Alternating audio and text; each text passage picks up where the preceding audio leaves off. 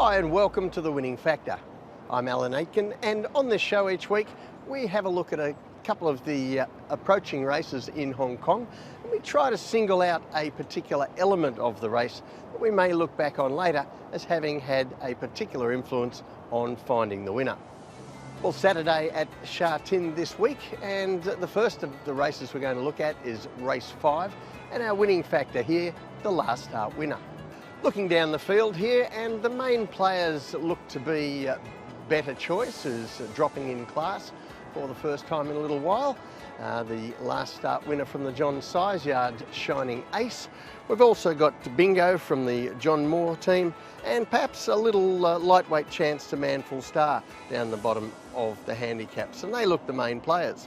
Well, there are many metrics in Hong Kong racing under which you would assess John Size as the champion trainer here, the leading trainer in so many aspects, and one of those is his performance with last start winners. And we're going to have a look at a graphic now, and this goes back to the start of the 2013-14 season, so it's almost 6 seasons now. And as you can see there, John Size around 28% strike rate when he produces last start winners for their next run, and that stands him out from his rival trainers. And the last start winner that Size will saddle up in this race is Shining Ace. Now, he did take a few starts to break through and get his maiden win, and John experimented with a few different distances with him, but we're going to have a look at the day that he did break that maiden and win over 1200 metres at Sha Tin, the same course and distance where he turns out on Saturday. And for this we go back to race 685, and you can see here the way that he won this race. This is something Joe Moreira does particularly well, finding the front and then applying the pressure before the home straight on his horse and shooting clear at the top of the straight. It's an area he really excels at. The horse gets tired over the final stages, but by then the race is all over, and Shining Ace a convincing winner on that occasion. Now, his main rival here is, to my mind, Better Choice, dropping in grade, but also he's in some ways the opposite style of horse to Shining Ace, in that he's not very quick early, but he is strong late. We're going to have a look at his latest run when he was back in the field in Class 3, forced off the track on the turn, but finding the line very strongly over the concluding stages. He's in orange colours right on the outside and hitting the line strongly over the final 100 metres. So we have the strong finisher in Better Choice, and the horse whose best weapon is his early speed, and that's Shining Ace. And of course we've got our 2 champion jockeys as well, Zach Purton and Joe Moreira, who are winning everything at the moment, and this looks like an exciting tactical face-off between those 2 as well.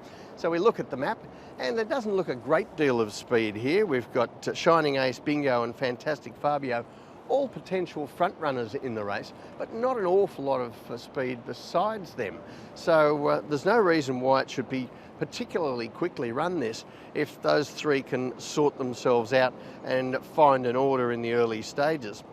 From his inside draw, we might see Better Choice closer than we have been in that video we showed, and also in most of his other runs. He isn't famous for his early speed, so it's likely he'll be giving Shining Ace a start into the home straight, where Joe Moreira will be shooting Shining Ace clear and then hoping to hold on. So the tip in race 5, Shining Ace. His winning factor, the last start winner.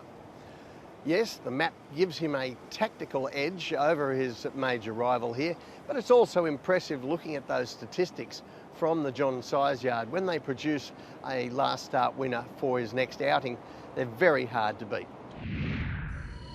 The second race we're going to take a look at is the following race, race 6, and this time the winning factor, the distance. Well, we take a look down the field in this Class 4 1800 metre event. We have a number of horses with recent solid runs, including You Have My Word and Good Days, who were in the finish of a very similar event here recently. We have Shanghai Dragon stepping up in distance, and so too are Door Door and Bundle of Energy. But the horse I want to focus most closely on is Door Door from the John Size Yard, and This is a testament to the patience of John Size, this horse. One of the surprises, I guess, of his career so far, and I think it will be even more so as we look back later on, is that he started a favourite in a 1200 metre race early in his career, a distance that really has never looked like the sort of thing over which he's going to excel. But it's taken him this long, most of this season in fact, for Size to get him up to the kind of distance I think we're going to see him at his best. Now we're going to take a look at a few of his recent starts over shorter efforts as he's built up towards this 1800 metre race, and you'll see what I mean about how this is really going to suit him. First of all, we're going to take a look back at race 524, 1400 metres in March. And there was some early pace in this race, as you can see on the heat map, and that allowed the finisher to get into the final stages. And we see him getting to the line very strongly here over 1400 metres, with a couple of pretty handy ones around him there, Band of Brothers and Win-Win, who have both been able to win in Class 3 since that time. Then we go to race 637, and again, a heat map here that shows us how the race was run. This was a step up to 1600 metres, but it wasn't the right kind of truly run race that he'd got over 1400. This was more of a trot and canter, the wrong shape for the run-on horse. He was out sprinted, but again, you see him there in the lilac colours, getting home well over the final stages. And finally, we're going to take a look at race 692, and again, not a lot of pressure early in this 1600 metre race. The quickest part of the event, as you can see on the heat map, the leaders dashed home down the straight. And you can see Door gets into a little bit of trouble here around about the 200 metre mark, where he gets cut off for a run. He has to wait and come around and then get going. And he finds the line very strongly here, despite the sprint home nature of the event. Well, the one race out of his last four that I didn't show you there was the day that he led over 1600 metres, and on that occasion went way too fast and simply compounded, and that really doesn't look the way that he should be ridden. And I don't think that we'll see him ridden that way here, but if we look at the map, from an inside draw, there don't look to be too many forward running horses here. And I think that where he's comfortable here might still be in the first 5 or 6 horses, and without bustling him. And that should enable him to not only stay in touch and not be out sprinted, but still be close enough to find the line and win the race. So the tip in race 6, Door. His winning factor, the distance. I think this is a distance that he's been looking for ever since he set foot on a race course, Door. But John Size has been very patient.